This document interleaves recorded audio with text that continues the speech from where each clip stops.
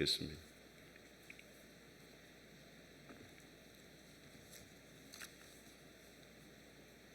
고린도후서 10장 1절에서 8절까지 보겠습니다.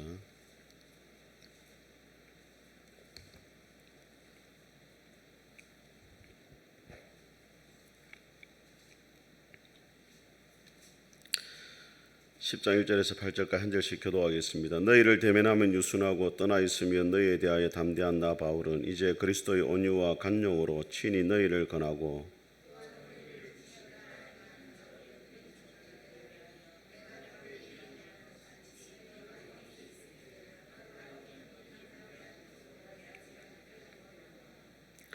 우리가 육신으로 행하나 육신에 따라 싸우지 아니하노니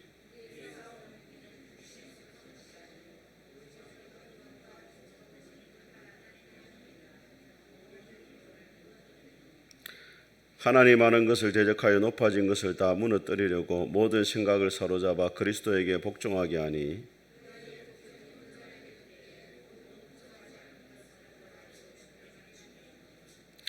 너희는 외모만 보는도다. 만일 사람이 자기가 그리스도에게 속한 줄을 믿을진대 자기가 그리스도에게 속한 것 같이 우리도 그러한 줄을 자기 속으로 다시 생각할 것이라.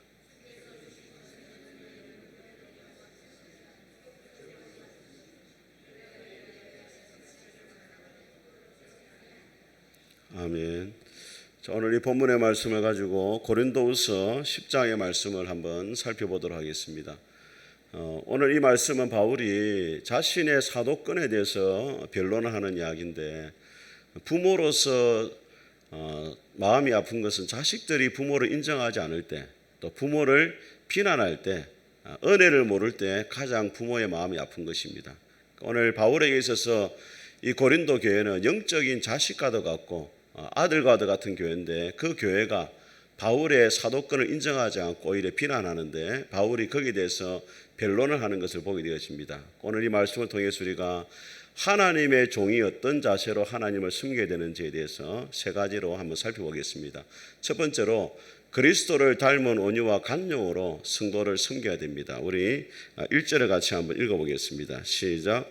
너희를 대면하면 유순하고 떠나 있으면 너희에 대하여 담대한 나 바울은 이제 그리스도의 온유와 간용으로 친히 너희를 권하고. 자, 바울을 대적하는 사람들의 이야기가 뭐냐면, 바울이 쓴 편지를 읽어보면은 능력 있는 것처럼 보이고 담대해 보이고 뭐가 있어 보이는데, 실제로 만나보면은 형편없다는 거예요. 겉으로는 뭔가 있어 보이는 사람인데 실제로 만나보면은 아무것도 없다고 이렇게 비난을 합니다. 왜 그렇게 비난을 받게 되어졌냐면은, 바울이 고린도 교회의 문제를 해결하기 위해서는 엄중하게 편지를 보내야 됐습니다. 내가 가면 너희를 용서하지 않겠다, 이렇게 담대하게 또 심각하게 엄중하게 편지를 쓰는데, 막상 바울이 고린도 교회에 가서 성도들을 만나면은 어떤 마음이 드냐면 불쌍한 마음이 드는 거예요. 또 사랑의 마음이 일어나고, 그러다 보니까 엄하게 대하지 못하고 긍휼의 마음으로 사랑의 마음으로 대하니까 바울에 대해서 이중적이다, 겉으로는 뭔가 있는 것처럼 담대한데 만나보면은 사람이 조금 부족하다, 이렇게 공격을 한 것입니다. 왜 그러면 거짓 사도들이 그렇게 공격을 했느냐? 바울의 명예를 실추시켜 가지고 자신들의 이름을 높이기 위해서입니다. 자기들이 고린도 교회를 장악하고 오면 왕노릇하기 위해서 바울을 비난하고 있는 거예요. 그 배후에 누가 있냐면 사탄이 교회를 분열시키고자 하는 전략이 숨어 있는 것을 보게 되어집니다. 여러분, 사탄이 별명이 있거든요. 사탄의 별명이 뭡니까, 여러분? 요한복음 8장에 보면 예수님께서 바리새인들에게 너희는 마귀의 자식이다 하면서 사탄은 거짓의 아비다, 그렇게 이야기해요. 별명이 뭐라고요? 거짓의 아비입니다. 그리고 요한계시록 12장에 보면은 사탄에 대해서 뭐라고 말하냐면 형제를 참소하는 자다, 그렇게 이야기해요. 비난하는 자다. 거짓말하고 비난하는 것이 사탄의 주된 일입니다, 여러분. 창세기 3장을 보게 되어지면은 하와에게 뱀이 접근할 때 뭐라고 이야기하냐면 이 선악과를 먹으면 네가 하나님과 같아지고 결코 죽지 않을 것이다. 하나님은 반드시 죽는다 했는데 사탄은 하나님과 같아진댔어요. 또 뭐라고요? 결코 죽지 않는다. 거짓말을 했습니다. 아담 하와가 먹고 아담도 먹잖아요. 하나님 나타나서 아담이 묻습니다. 네가 왜 내가 그만 선악과를 먹었느냐 하니까 아담이 뭐라고 말합니까? 당신이 나에게 준 저 여자가 줘서 먹었다고 누구를 비난합니까? 하와를 비난하죠. 에덴 동산 안에 사탄의 전략 두 가지 다 들어가 있어요. 첫째 뭐였습니까? 거짓말하겠죠. 또 하와를 뭐 하겠습니까? 비난하겠죠. 코로나도 마찬가지입니다. 교회를 사탄이 무너뜨릴 때 두 가지 전략을 써요. 첫째는 뭐 한다고요? 거짓을 이야기합니다. 또 하나는 뭐 한다고요? 비난을 하는 거예요. 그래서 왜 우리가 비난하지 말아야 되느냐? 비난은 사탄의 앞잡이가 되는 것이고 공동체를 무너뜨리는 결과를 가져오는 것입니다. 여러분들이 어떤 경우에도 비난하지는 말아야 돼요. 저는 여러분들이 비난보다는 서로 격려하고 칭찬하고 세워주는 일을 할 수 있기를 주의 이름으로 축복합니다. 오늘 바울은 자신들을 대적하는 자들을 향해 가지고 나는 너희들에게 그리스도의 온유와 겸손으로 간용으로 나아가기로 원한다. 그렇게 이야기합니다. 1절을 다시 한번 읽어보겠습니다. 시작. 너희를 대면하면 유순하고 떠나 있으면 너희에 대하여 담대한 나 바울은 그리스도의 온유와 간용으로 너희를 권하고. 그리스도의 온유와 간용이라는 것은 그리스도를 닮은 온유와 간용의 마음이 나에게 있기를 원하고 그런 마음으로 너희를 대하기를 원한다. 그렇게 이야기해요.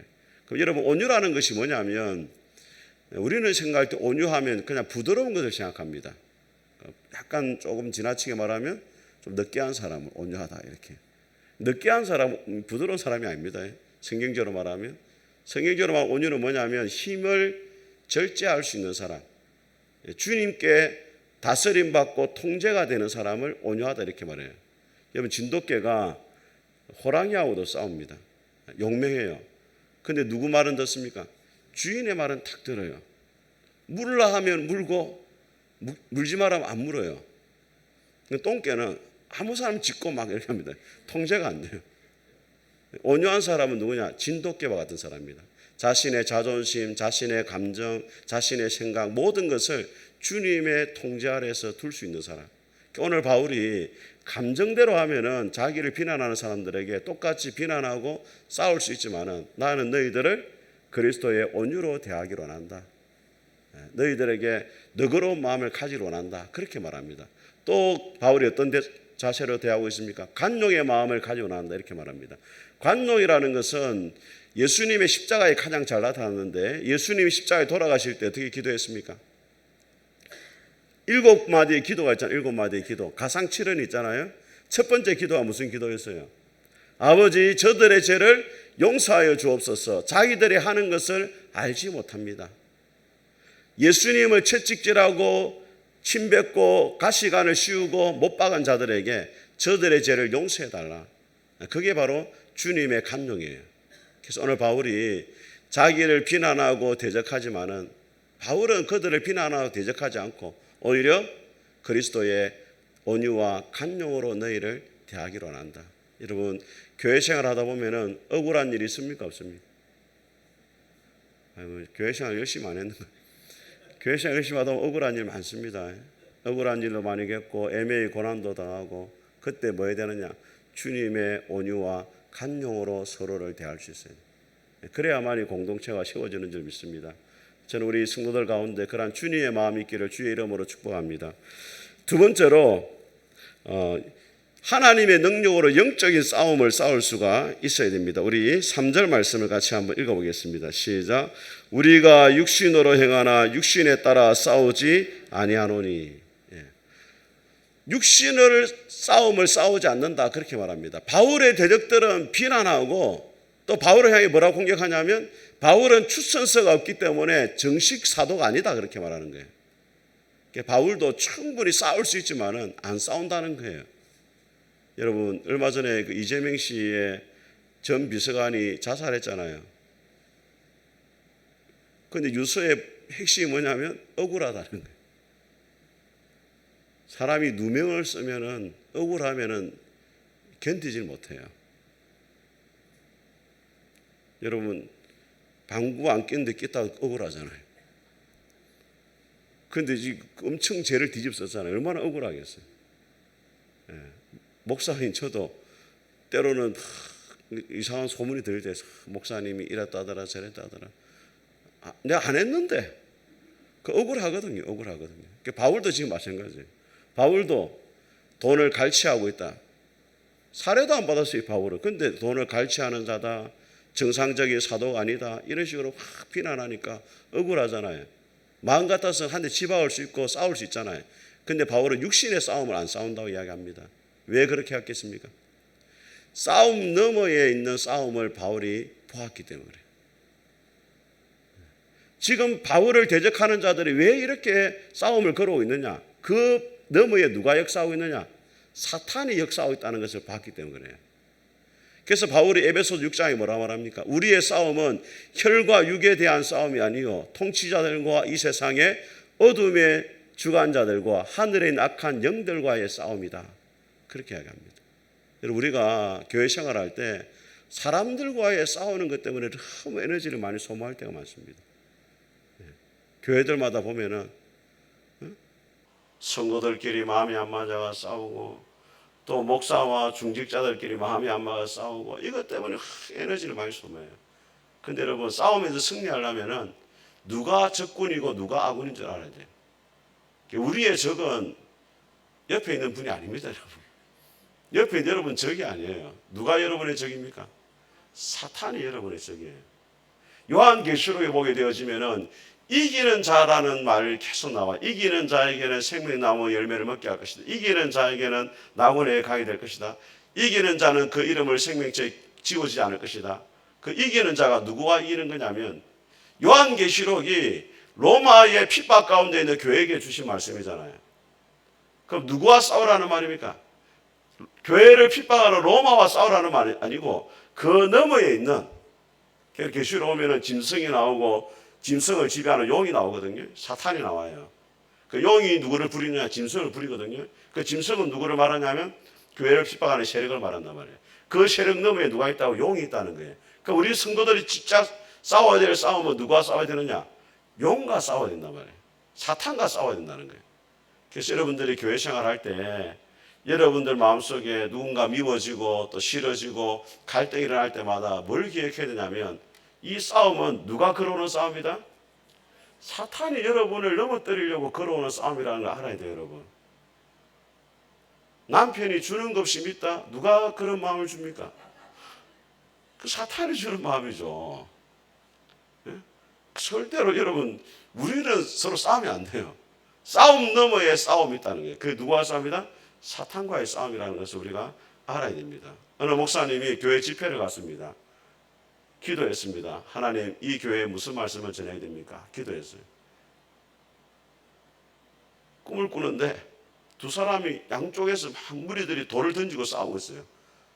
그 저 멀리 보니까 시커먼 어두운 사탄이 배를 잡고 웃고 있는 거예요. 내가 그랬는데 하면서. 예.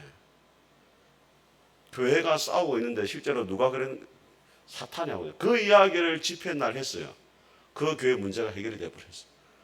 그 교회가 별거 아닌 걸로 싸우고 있었거든.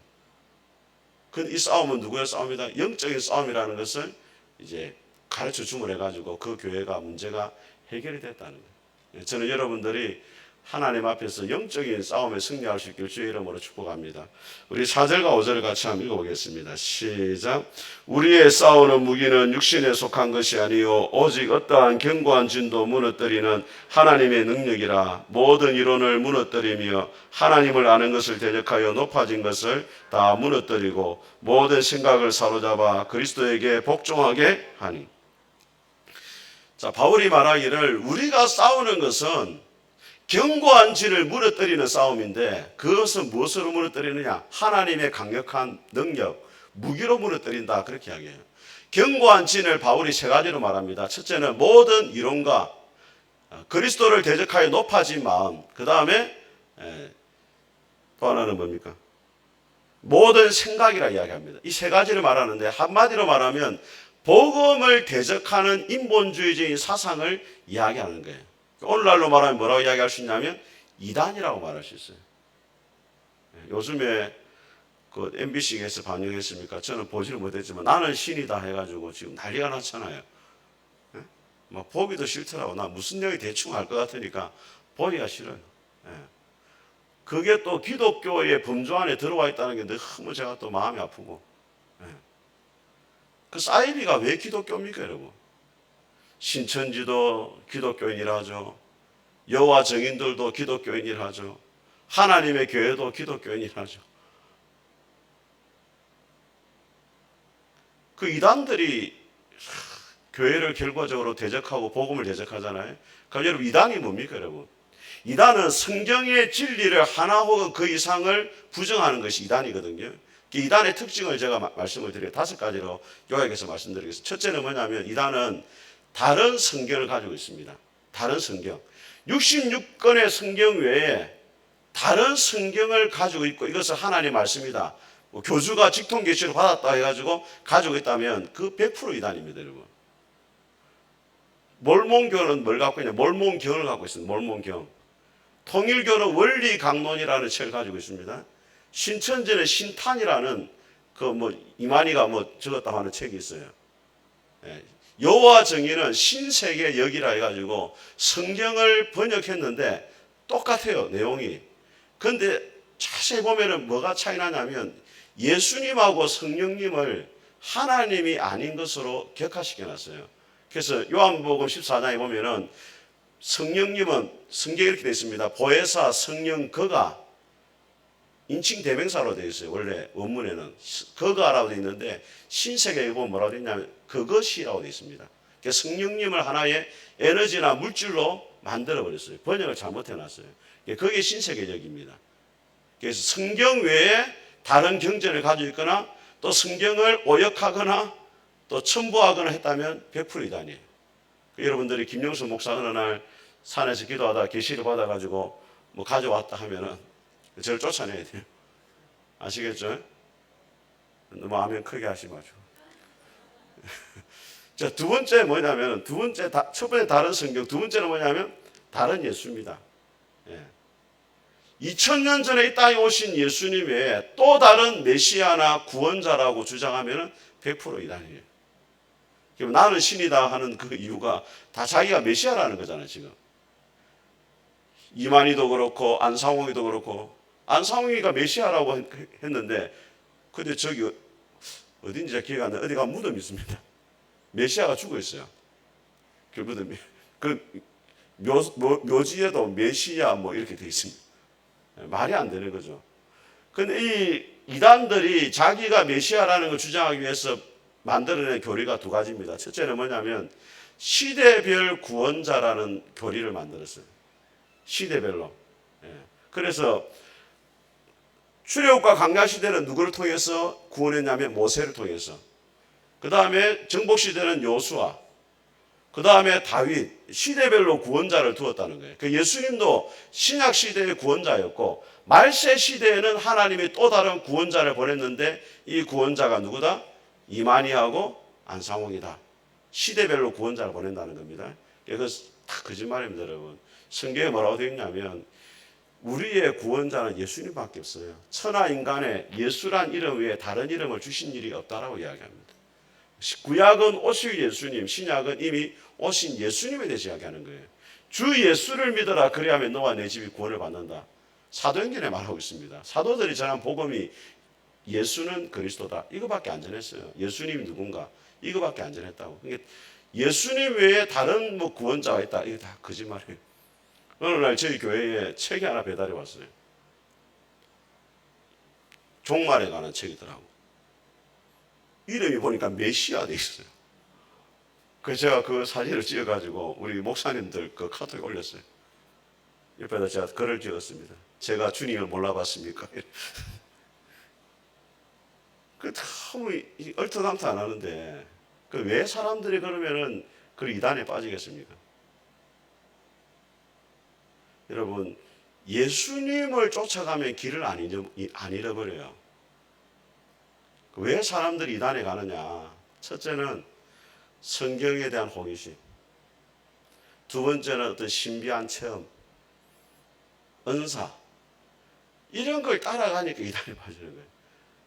여러분, 예수님을 놓치면 안 됩니다, 여러분. 예수님을 놓치면은 길을 잃어버리는 거예요. 여러분, 증명서기가 우리는 이해가 안 되잖아요. 근데 제가 들은 이야기로는 그 서울대생들, 그 다음에 육군사관학교 졸업한 이런 사람들 많이 빠지거든요. 근데 제가 들은 이야기 하면은 정명석이가 데리고 있는 영매가 있습니다. 영매. 쉽게 말해 신접한 여자 같은 그런 여인이 있어요. 그래서 이 여자가 누가 오잖아요. 그 다음에 귀신과 접신을 해가지고 그 사람의 과거의 일을 싹 이야기를 해주는 거예요. 총신대 신학생인 한 사람이 자기 누나가 거기 빠져가지고 갔어요. 누나가 왜 빠졌느냐 거기에. 가니까 자기 아버지, 죽은 아버지에 대해서 이야기를 다 해주는 거예요. 이렇게 그리고 지금 내 아버지는 지금 죽어서 어디 가 있고 이걸 다 해주니까 사람이 그 혹하는 거예요. 아, 여기 진짜구나. 진짜 하나님이 계시고 정명석이가 진짜 메시아일 수 있겠구나. 그게 빠지는 거예요. 이재록이도 마찬가지입니다. 여러분. 이재록이도 연사역자라는 사역자가 딱 있어요. 우리는 잘 몰라서 그렇지. 우리가 볼 때 어리숙하게 그냥 빠지는 게 아닙니다. 영적인 신비한 능력이 있으니까 빠지는 거예요. 톨교도 마찬가지입니다. 우리가 볼 때 문선명이가 좀 어리버리해 보이잖아요. 절대 안 그렇습니다, 여러분. 문선명이가 미국에 있어도 한국에 있는 영적으로 이렇게 교감을 하면서 이야기를 하고 이런 것들이 있어요. 그러니까 신비한 체험을 따라가면은 주님을 놓친다니까요. 누가 사람을 죽인 사람을 살렸다더라 이런데 여러분 신경 쓰면 안 돼요. 말씀을 붙잡아야 되고 예수님을 붙잡아야 돼요. 아시겠죠? 자, 이단을 분별하는 기술 첫 번째 뭐랬습니까? 다른 성경. 두 번째 다른 예수. 세 번째 다른 복음입니다. 다른 복음은 뭐냐면 예수님을 믿음으로 구원받는다는 것 외에 다른 복음을 이야기하면 다 이단이에요. 예수님도 믿어야 되지만 율법도 지켜야 된다. 이게 초대교 이단이고 율법주의 이단이었거든요. 예수님도 믿어야 되지만 안식일도 지켜야 된다. 예수님도 믿어야 되지만 율법도 할례도 행해야 된다. 조건이 하나라도 붙으면 다 이단입니다, 여러분. 자, 여러분 오해하지 말아야 되는 게 예수님을 믿은 사람이 열매로서 행위가 나타나야 되는 것은 인정해야 돼요. 그렇지만 행위가 구원을 얻는데 조건이 되면 안 된다는 거예요. 성경은 절대 그렇게 말하지 않습니다. 갈라디아서에 보면 뭐라고 이야기하냐면 그리스도께서 헛되이 죽었느냐 이렇게 이야기해요. 너희가 율법을 지킴으로 구원받는다고 말한 다음에 예수님이 왜 그렇게 죽어야만 했느냐. 너희가 율법으로 구원받지 못하니까 예수님이 죽은 게 아니냐 이렇게 말해요. 그래서 예수님을 믿음으로 구원받는 것 외에 신천지라는 단체에 들어와야 된다. 또 안상홍처럼 안식일을 지켜야 된다. 이런 조건을 내걸면 다 뭐라고요? 이단으로 봐야 된다. 자, 네 번째 이단은 폐쇄적입니다. 뭐라고 이야기하냐면 절대로 이 공부하는 것을 목사님이나 가족에게 알리지 말라는 거예요. 왜? 밭에 감추인 보화를 발견했을 때 그것을 묻어두고 아무도 알리지 않고 갔지 않느냐. 알리면 안 된다는 거예요. 절대로 알리지 말라는 거예요. 뭐 자기가 이순신도 아니고 무슨 나의 죽음을 알리지 마. 제 이전에 저희 교회에 지금 창원에 이사 가신 집사님이 전화 왔어요. 한번 저희 아내한테 전화 왔어요. 어느 선교사님이 훌륭한 분이 교회에서 왔는데 성경 공부를 하자고 하는데 어떻게 하면 좋겠느냐고. 신천지가 대부분 그렇게 말합니다. 해외에서 선교하던 분이 잠시 왔다는 거예요. 어느 목사님이 계시는 잠시 쉬고 계시는데 공부해보자 이렇게 합니다. 100% 이단입니다, 여러분. 그래서 여러분 항상 다른 데서나 이렇게 공부를 하거나 또 할 때는 저한테 물어보시고 교회 밖에서 하는 공부는 대부분 이단일 가능성이 많아요. 그래서 조심하셔야 됩니다. 자, 마지막은 뭐냐면 극도로 교회를 비난합니다. 기존 교회를 뭐라 말하냐면 바벨론이라 이야기해요. 계시록 18장에 보면 바벨론에서 나와라 이렇게 되어 있거든요. 계시록 말씀을 인용하면서 기존 교회는 바벨론이고 구원이 없다는 거예요. 거기서 나와야 된다는 거예요.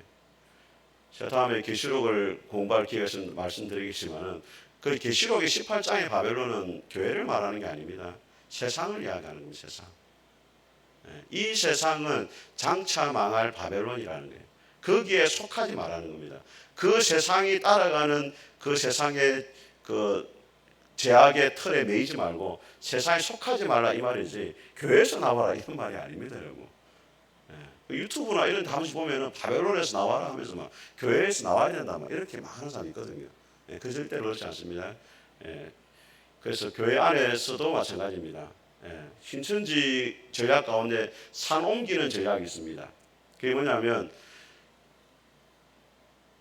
그 신천지 교인들이 우리 교회가 예를 들어서 우리 교회에 신천지 교인이 어느 한 우리 교회가 지금 한 6, 70이 모이잖아요. 그러니까 신천지 교인 한 80명 와버리는 거야. 그래가지고 하는 전략이 뭐냐면 목사님을 자꾸 비난합니다. 목사님 설교가 이상하다. 뭐 목사님이 요즘에 어디를 가는 것 같더라. 뭐 나이트클럽 앞에서 봤다. 이러면서 이렇게 자꾸 비난을 해가지고 결과적으로 목사님을 사임하게 하고 그 교회를 접수하는 거예요. 그게 상옮기기 전략입니다. 실제로 그 마산에 우리 철수 집사님 그 교회 나 공장 옆에 교회가 뭐였죠? 기억이 잘 안 나. 가포 교회가 통합설교 아주 근실한 교회였는데 이단들이 들어와가지고 실컷 먹었어요. 이걸 기억해야 됩니다, 여러분. 오늘 바울이 말합니다. 그런 견고한 진을 깨뜨리는 것이 뭐냐면 하나님의 강력한 능력인데 바울이 말하는 능력은 뭐냐면 두 가지입니다. 첫째는 뭐냐면 고린도서 1장에 보니까 십자가의 복음이 구원 얻지 못하는 자들에게 미련하지만 구원 얻는 우리에게는 하나님의 능력이다. 그렇게 이야기해요. 로마서 1장에도 내가 복음을 부끄러워하지 아니하노니 이 복음은 모든 믿는 자에게 구원을 주시는 하나님의 능력이다. 복음은 능력이라는 거예요. 사도행전 1장에 예수님이 말씀하십니다. 오직 성령이 너희에게 임하시면 너희가 권능을 받고 예루살렘과 온 유대와 사마리아와 땅 끝까지 이르러 누구의 증인이 되라? 예수님의 증인이 되라. 이 말은 예수님의 복음은 예루살렘에게도 복음이고 사마리아에 사는 사람에게도 복음이고 땅 끝까지 사는 사람에게도 누구든지 예수님 믿으면 구원을 얻게 하는 복음이라는 거예요. 그래서 능력이 뭐냐? 십자가의 복음이 능력이에요. 또 하나 고린도전서 2장에 바울이 말합니다. 내 말과 전도함은 인간의 지혜와 권하는 말로 한 것이 아니고 성령의 나타남과 능력을 했다 이렇게 말해요. 십자가의 복음이 아무리 능력이 있어도 그 가운데 누가 역사해야 되느냐? 성령님이 역사를 해야 된다는 거예요. 그래서 에베소서 6장에 보게 되어지면 하나님의 전신갑주를 말하는데 그 전신갑주 가운데 공격 무기가 딱 하나 있어요. 구원의 투구와 의의 흉배와 믿음의 방패와 진리의 허리띠와 평안의 복음의 신을 신고 그런데 하나 딱 있어요. 뭐냐면 성령의 검 곧 하나님의 말씀을 가져라 하잖아요. 성령의 검, 말씀을 성령의 검이라고 말하는 것은 성령님이 뭘 통해 역사하신다고?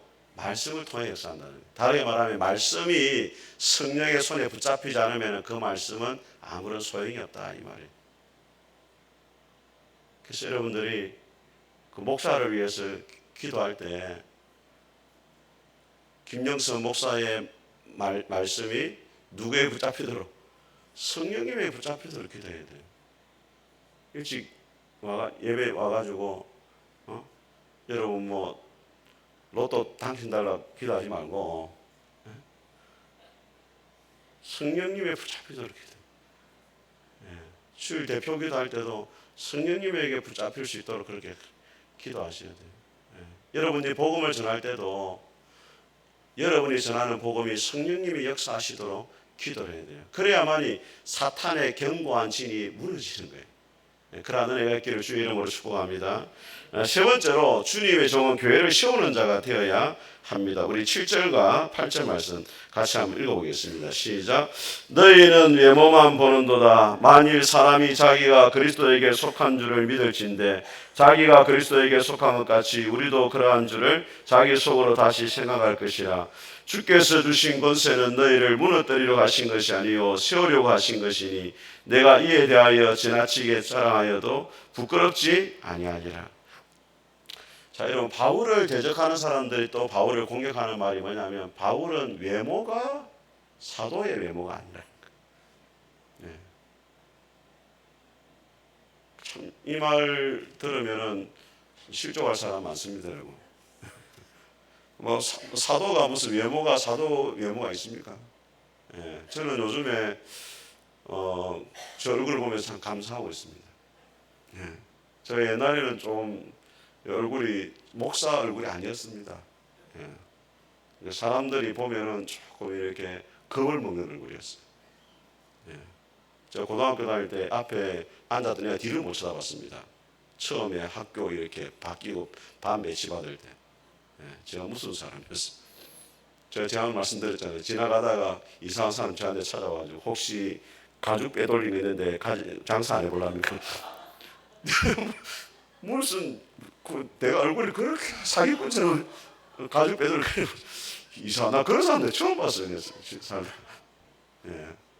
우리 처제도 저 처음 결혼하기 전에 만난 인사하러 왔을 때 카페에 왔는데 저 사람만 우리 행복 아니면 좋겠다. 예, 그래서 바로 저였습니다. 예, 근데 요즘에는 조금 이제 달라졌습니다. 제가 몇 년 전부터 달라지기 시작했어요. 예, 지난번에 우리 처제 수술한다고 서울에 갔는데 병원에 갔는데 청소하는 분이 그러다 저보고 혹시 목사님이십니까? 예, 엘리베이터 타면 그래요. 혹시 목사님이십니까? 예, 달라졌어요. 바울이 말하는 게 뭐냐면 바울은 사실 외모가 되냐면 전성에 하면 바울은 대머리였다 이야기합니다. 코는 매부리 코, 유대인들이 매부리 코거든요. 미간이 붙었다 이야기. 미간이 붙고 다리는 오다리였다.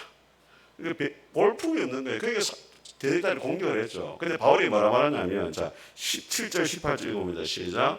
자랑하는 자는 주 안에서 자랑할지니라. 옳다 인정을 받는 자는 자기를 칭찬하는 자가 아니요 오직 주께서 칭찬하시는 자.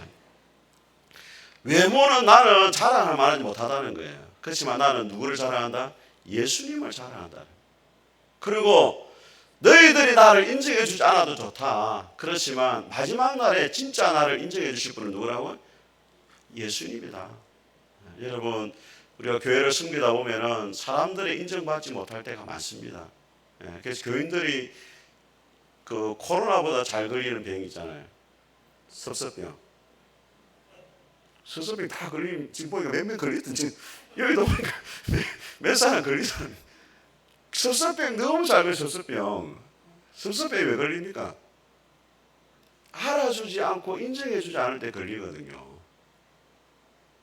근데 여러분 그거 아무 소용없습니다. 여러분 김영수 목사가 알아주는 거 아무 소용없습니다. 누가 알아줘야 돼요? 마지막 날 예수님 알아줘야 되죠. 마태복음 7장에 예수님 말씀합니다. 사람들이 찾아와서 우리가 주의 이름으로 선지자 노릇하고 귀신도 쫓아내고 많은 사람들에게 가르치고 병도 고쳤다. 주님이 뭐라 말합니까? 내가 너희를 도무지 모른다. 도무지 몰랐다는 말은 처음부터 아예 몰랐다는 말. 참 무서운 말씀입니다, 여러분. 선지자 노릇했다는 말은 목사 노릇하고 장로 노릇하고 권사 노릇했다는 거죠. 근데 주님이 마지막 날에 모른다는 말. 무서운 말씀이에요. 그래서 우리가 우리의 시선을 주님이 인정하느냐 안 하느냐 여기에 관심을 가져야 돼요. 오늘 바울이 말하는 것은 외모가 중요한 게 아니고 교회를 세우는 자냐 아닌 자를 보라는 거예요. 8절 같이 다시 읽어보세요. 시작.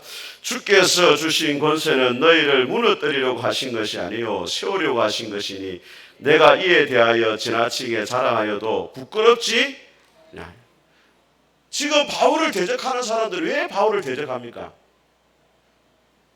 결과적으로는 바울을 낮춰가지고 자기들을 높이려고 하는 것인데 바울과 성도들 사이를 이간질시키고 있거든요. 지금요. 그 바울이 전한 복음을 이 사람들이 부정해버리면 교회가 무너지는 거예요. 지금. 바울이 그걸 안타까워가지고 고린도 전서와 후서에 엄격하게 편지를 쓴 거거든요. 그래서 한번 생각해 보라는 거예요. 거짓 선생들이 진짜 교회를 세우는 사람들이냐? 내가 주신 권위를 가지고 나는 교회를 세우려고 노력해왔다. 근데 저 사람들 진짜 교회를 세우는 사람 맞느냐? 그걸 한번 보라는 거예요. 여러분들이 교회 생활할 때 반드시 기억해야 되는 것이 우리가 생각하고 말하고 행동하는 거에 교회를 세우는 일을 하는 거냐 아니면은 교회를 공동체를 무너뜨리고 있지 않는지를 한번 돌아봐야 돼요. 우리가 지금 생명의 삶 사울 왕과 다윗의 이야기를 계속 보고 있잖아요. 다윗과 사울 왕의 차이가 뭡니까? 사울은 이스라엘 공동체를 생각 안 합니다. 자기 왕의 자리만을 지키려고 해요. 그러니까 누구를 죽입니까? 다윗을 죽이려고 하잖아요. 왜? 경쟁자니까. 내 왕의 자리를 넘보는 자니까. 이스라엘 공동체를 생각하는 게 아니고 자기의 성을 지키려고 애를 써요. 다윗은 어떻습니까? 이스라엘 공동체를 세우려 하잖아요. 다윗에게 누가 찾아옵니까? 환난당한 자, 빚진 자, 원통한 자 400명이 찾아와 그들이 우두머리가 되고 쫓겨다닐 때도 오늘 보니까 그일라의 백성들이 블레셋의 공격을 당하니까 피난을 다니고 있습니다. 그일라는 어디 있냐면 그 베들레헴하고 헤브론 사이에 있어요. 유대 땅 중간에 있습니다. 중간에. 다윗이 도망을 다니고 있는데 거기에 나타나면요. 사울 왕의 눈에 띄게 되고 죽는 거예요. 그런데도 그일라 백성들이 블레셋 사람을 공격당하고 있다니까 직접 가서 살려주잖아요. 그래서 다윗은 어떤 사람이었느냐? 이스라엘 공동체를 세우고 하나님의 나라를 걱정했던 사람이에요.